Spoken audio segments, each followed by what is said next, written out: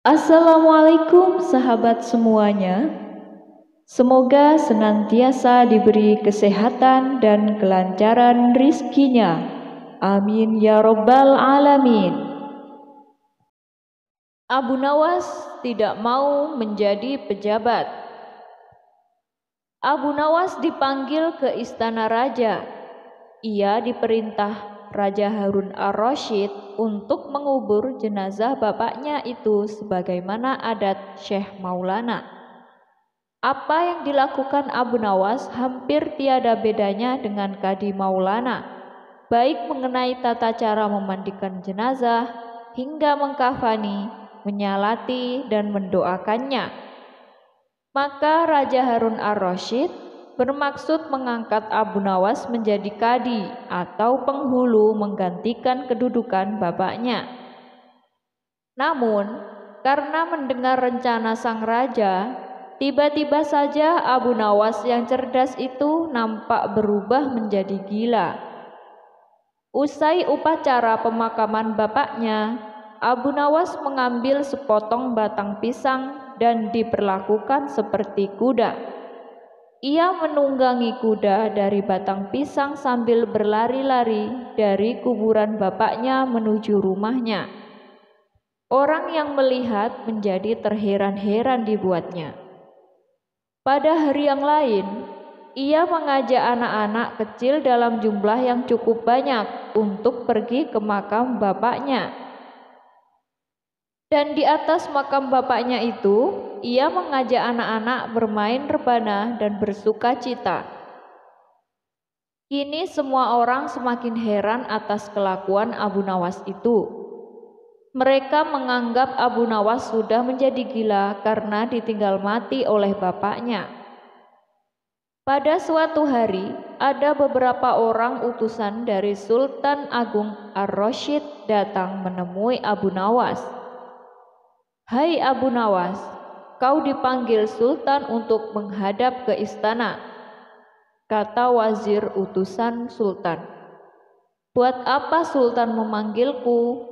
Aku tidak ada keperluan dengannya," jawab Abu Nawas dengan enteng seperti tanpa beban.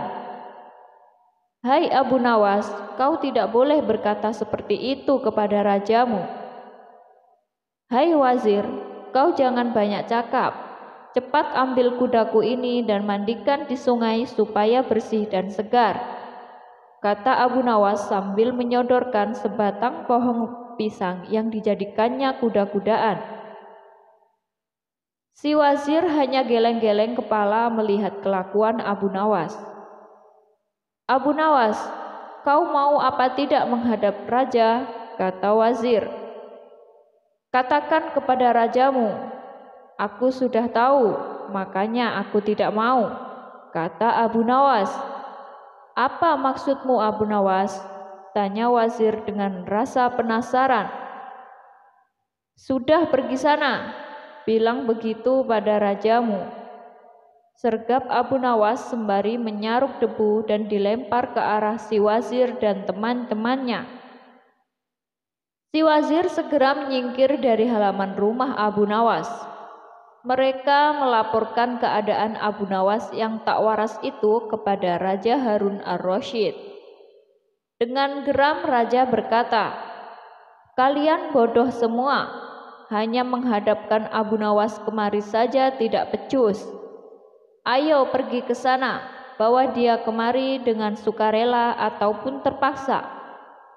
Si wazir segera mengajak beberapa prajurit istana, dan dengan paksa Abu Nawas pun dihadirkan di hadapan raja. "Abu Nawas, bersikaplah sopan," tegur Baginda. "Ya Baginda, tahukah Anda, Baginda, terasi itu asalnya dari udang." "Kurang ajar, kau menghinaku Abu Nawas." "Tidak Baginda, siapa bilang udang berasal dari terasi?" Baginda merasa dilecehkan. Ia naik pitam dan segera memberi perintah kepada para pengawalnya. "Hajar dia, pukuli dia sebanyak 25 kali." Wah, wah, Abu Nawas yang kurus kering itu akhirnya lemas tak berdaya dipukuli tentara yang bertubuh kekar. Usai dipukuli, Abu Nawas disuruh keluar istana. Ketika sampai di pintu gerbang kota, ia dicegat oleh penjara.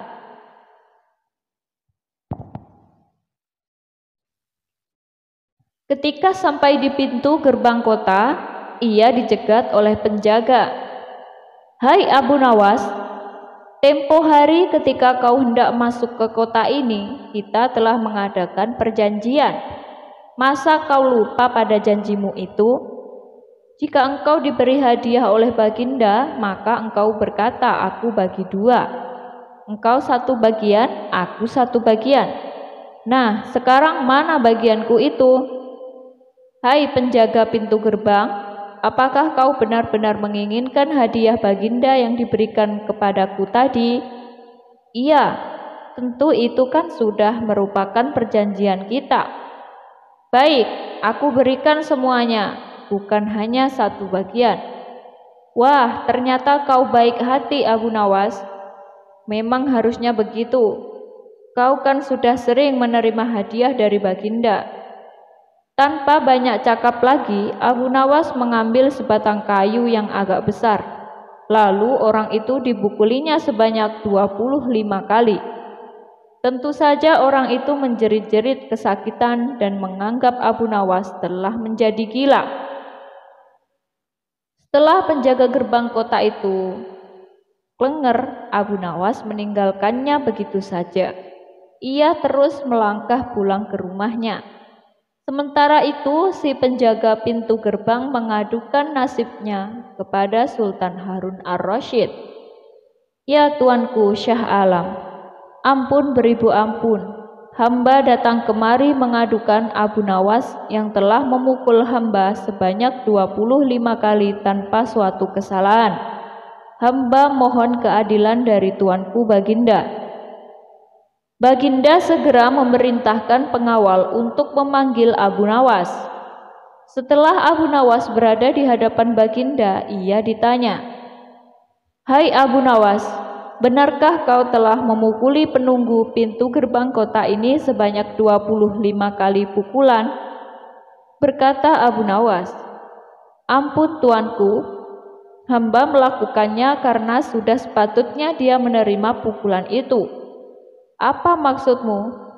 Coba kau jelaskan sebab musababnya kau memukuli orang itu," tanya Baginda. "Benar tuanku," jawab penunggu pintu gerbang.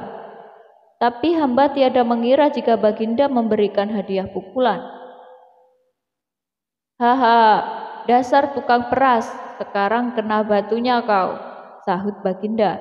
"Abu Nawas tiada bersalah. Bahkan sekarang aku tahu bahwa penjaga pintu gerbang kota Baghdad adalah orang yang suka narget, suka memeras orang.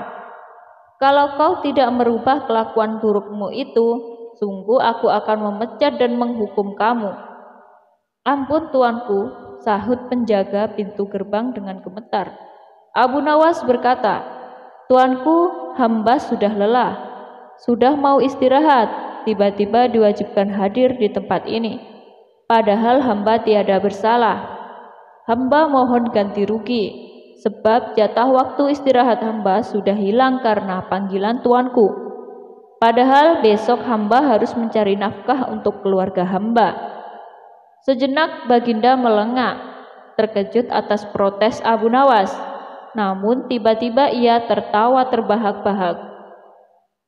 "Jangan khawatir Abu Nawas." Baginda kemudian memerintahkan bendahara kerajaan memberikan sekantong uang perak kepada Abu Nawas. Abu Nawas pun pulang dengan hati gembira. Tetapi sampai di rumahnya, Abu Nawas masih bersikap aneh dan bahkan semakin nyentrik seperti orang gila sungguhan.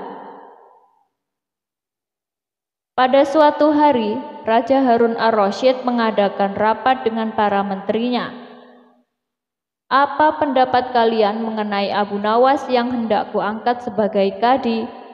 Wazir atau Perdana Menteri berkata, "Melihat keadaan Abu Nawas yang semakin parah otaknya, maka sebaiknya tuanku mengangkat orang lain saja menjadi kadi. Menteri-menteri yang lain juga mengutarakan pendapat yang sama. Tuanku, Abu Nawas sudah menjadi gila karena itu. Dia tak layak menjadi kadi. Baiklah, kita tunggu dulu sampai 21 hari, karena bapaknya baru saja mati. Jika tidak sembuh-sembuh juga, bolehlah kita mencari kadi yang lain saja. Setelah lewat sebulan, Abu Nawas masih dianggap gila. Maka Sultan Harun ar-Rasyid mengangkat orang lain menjadi kadi kerajaan Baghdad. Konon dalam suatu pertemuan besar, ada seseorang bernama Polan yang sejak lama berambisi menjadi kadi. Ia mempengaruhi orang-orang di sekitar Baginda untuk menyetujui jika ia diangkat menjadi kadi. Maka tatkala ia mengajukan dirinya menjadi kadi kepada Baginda, maka dengan mudah Baginda menyetujuinya. Begitu mendengar kabar Polan diangkat menjadi kadi, maka Abu Nawas mengucapkan syukur kepada Tuhan. Alhamdulillah, aku telah terlepas dari bala yang mengerikan. Tapi sayang sekali, kenapa harus Polan yang menjadi kadi?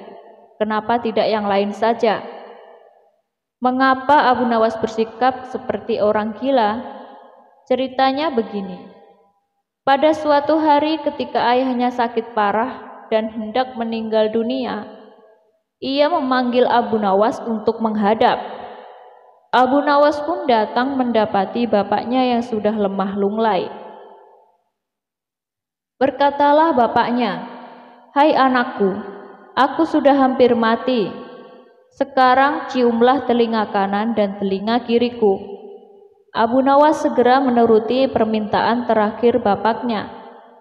Ia cium telinga kanan bapaknya, ternyata berbau harum, sedangkan yang sebelah kiri berbau sangat busuk. "Bagaimana anakku? Sudah kau cium?" "Benar bapak, ceritakan dengan sejujurnya, baunya kedua telingaku ini." "Aduh pak, sungguh mengherankan. Telinga bapak yang sebelah kanan berbau harum sekali, tapi yang sebelah kiri kok baunya amat busuk."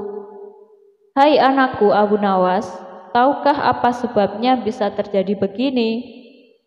"Wahai bapakku, cobalah ceritakan kepada anakmu ini."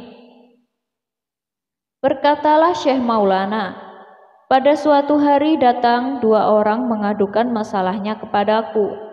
Yang seorang aku dengarkan keluhannya, tapi yang seorang lagi karena aku tak suka maka aku tak dengar pengaduannya. Inilah resiko menjadi kadi. Jika kelak kau suka menjadi kadi, maka kau akan mengalami hal yang sama. Namun jika kau tidak suka menjadi kadi, maka buatlah alasan yang masuk akal agar tidak terpilih sebagai kadi oleh Sultan Harun ar-Rasyid. Tapi tidak bisa tidak, Sultan Harun ar-Rasyid pastilah tetap memilihmu sebagai kadi." Nah, itulah sebabnya Abu Nawas pura-pura menjadi gila, hanya untuk menghindarkan diri agar tidak diangkat menjadi kadi. Seorang kadi atau penghulu pada masa itu kedudukannya seperti hakim yang memutus suatu perkara.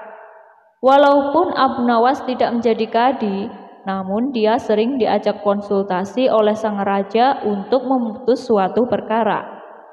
Bahkan ia kerap kali dipaksa datang ke istana hanya sekedar untuk menjawab pertanyaan Baginda Raja yang aneh-aneh dan tidak masuk akal.